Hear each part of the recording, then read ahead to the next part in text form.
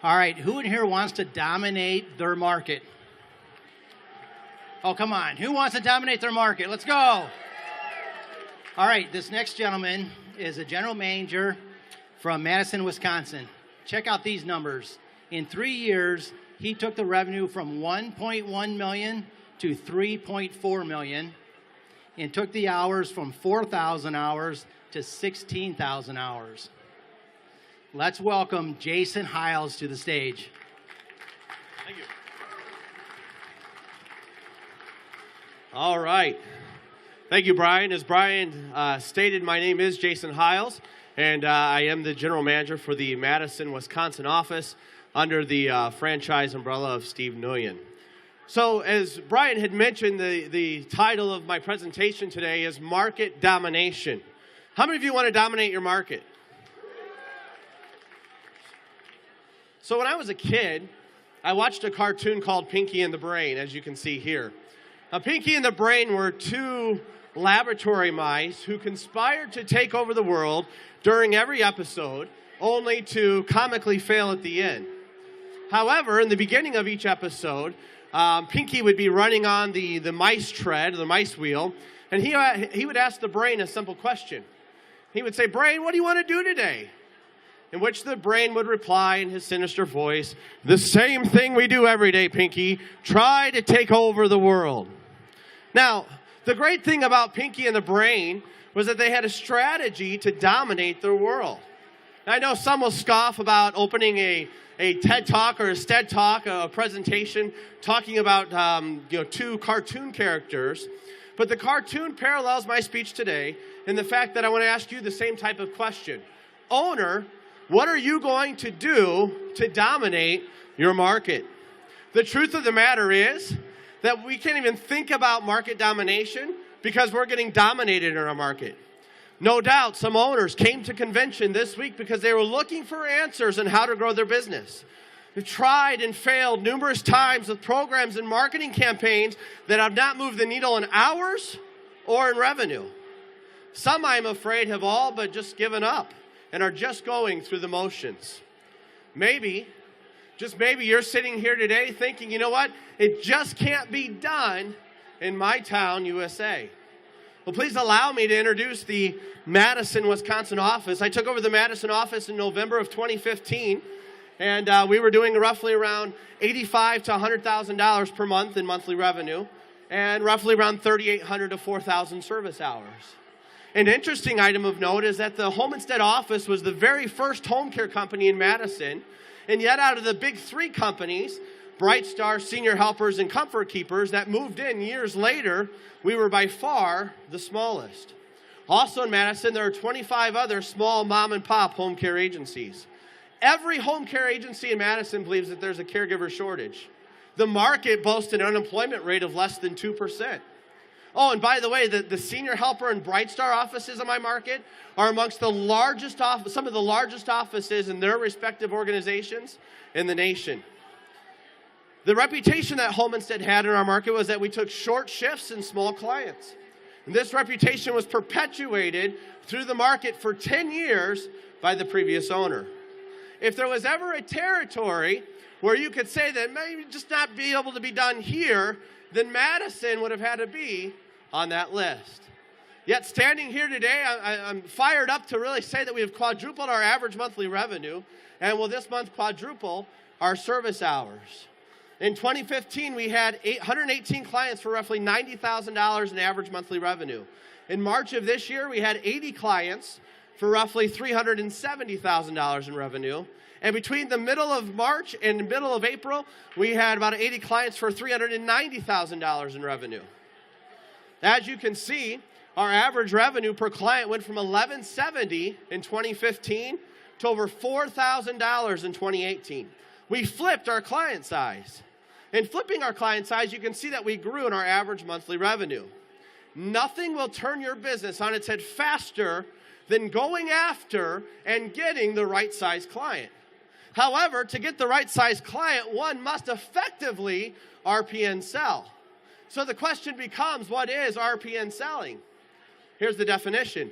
Being curious enough to learn your RPN contact's pain points and then consistently addressing and readdressing their pain, then letting the RPN know why you do, and how it can help them do what they do.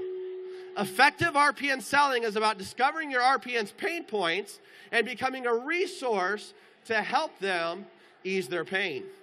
Look what happens to a business when this strategy is executed. We went from 1.1 million in 2015 to over 2 million in 2016 to 3.2 million in 2017, and we're well on our way this year to hit over $4 million. I would propose this, that if you're not growing by at least 10 to 15% year over year, then the failure is in the RPN sales process.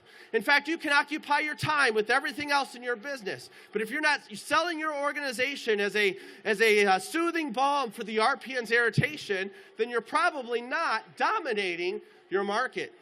The real fact of the matter is that we can be great at all other facets in our business. We can be great at QA, we can be great at caregiving, we can be great at scheduling, but if we don't have the RPN sales process down, then I'm afraid you're trying to cross-country cycle on a stationary bike.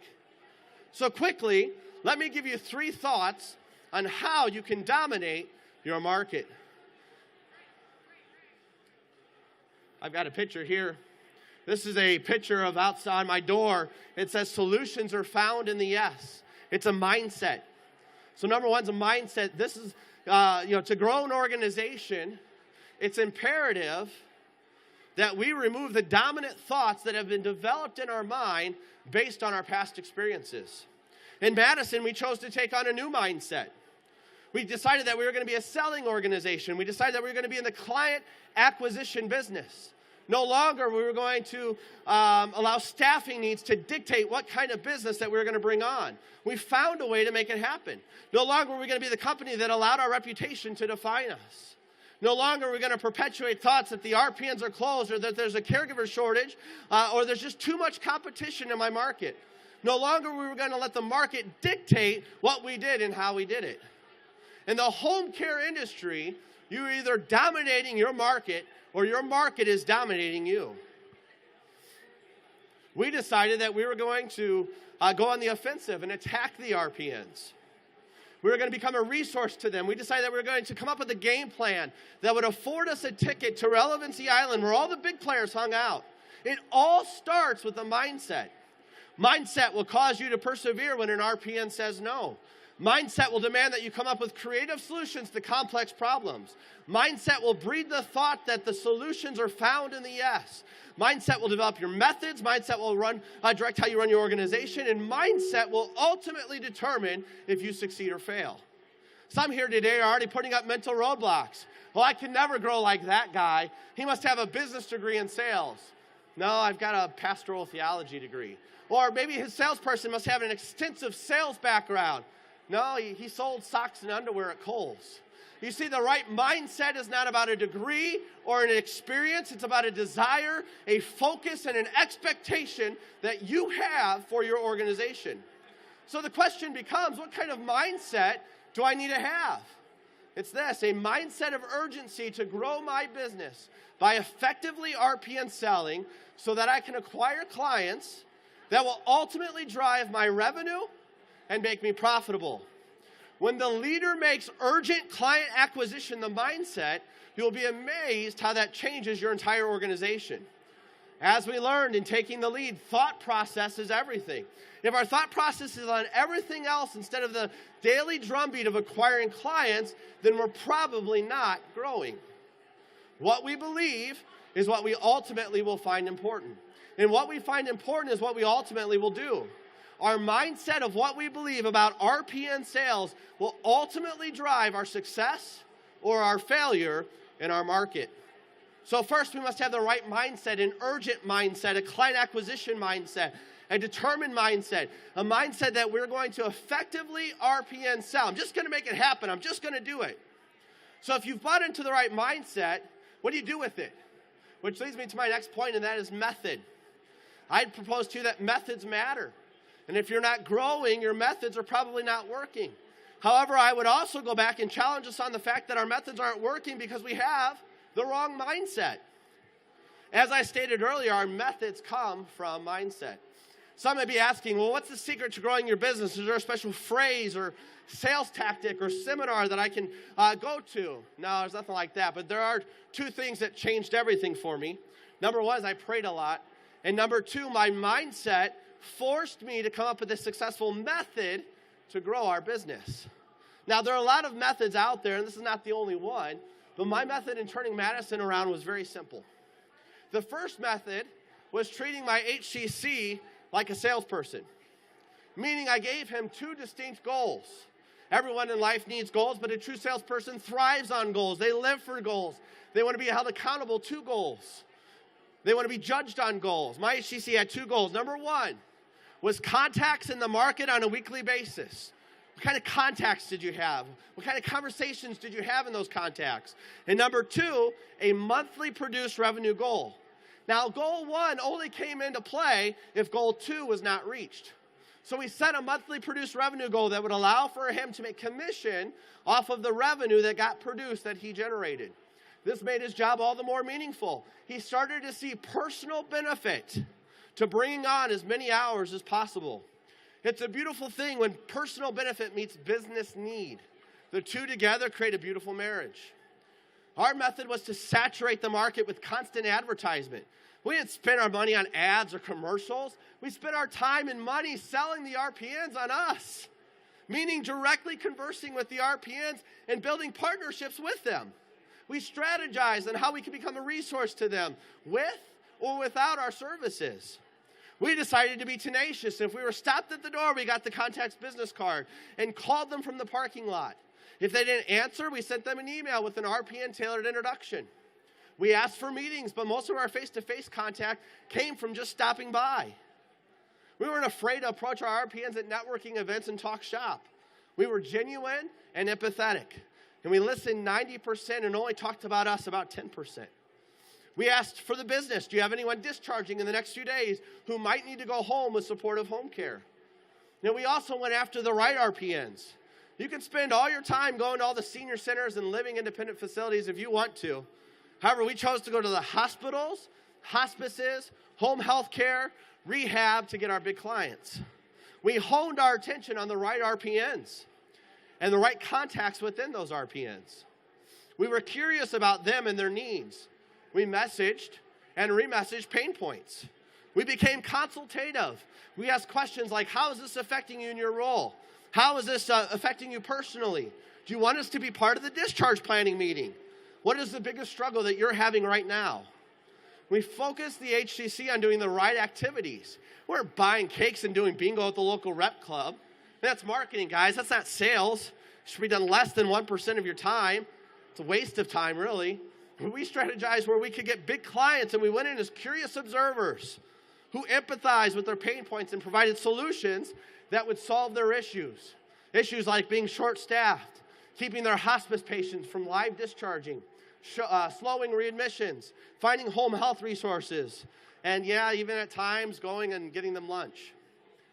Another method that we chose to hone in on was speed. As Jeff Huber mentioned this morning, speed in business is everything. In business, it has been said that the big fish eats the small fish. But I propose to you that in the home care industry, the fast fish beats the slow fish. When that RPN or client calls you, they want to know how soon you can get started. If you can start in 12 hours or less, you're most likely going to win that client. But if you sit on inquiries or are slow in response time or slow in getting them started, that is a recipe for slow and no growth. We let our RPNs know that we would move heaven and earth to get things rolling for them and the clients and the patients, even if they called at the most inconvenient time, 4:30 on a Friday afternoon. Expediency of getting a client on services and started will separate us from our competitors. So today we've talked about the right mindset, we've talked about the right methods, and lastly I want to focus on the right management. The greatest process one can manage is the RPN sales pipeline process, because the sales pipeline is the lifeblood of your organization. If my goal is to take the roadmap that Omaha has developed as a sales tool and get my RPN from a diagnosis stage to a referral stage, then I must have a process to do so. It's not going to happen by wishful thinking or by a great QA program. We must manage the RPN pipeline. How do you manage the RPN pipeline? You manage the HCC. You hold them accountable on a daily and weekly basis on activity and conversations within that activity. And you hold them accountable monthly for a produced revenue goal. You know, if we as leaders are not setting the expectation, holding our people accountable, if we're not overseeing the management of the sales pipeline, if we're not in the field with our HCC, riding along with them once per week, if we're not celebrating RPN sales and client acquisition, then I would say the failure in growing our business is a failure in managing the process. It all starts by taking ultimate responsibility for our businesses and saying is enough. I'm tired of just growing at the market level. I'm tired of growing at 4 or 5%. I want to do something big in my market. Let me get the right mindset. Let me develop the right method or use one that other franchises have used, and then I'm going to get in the process and I'm going to manage it. Here's the thing.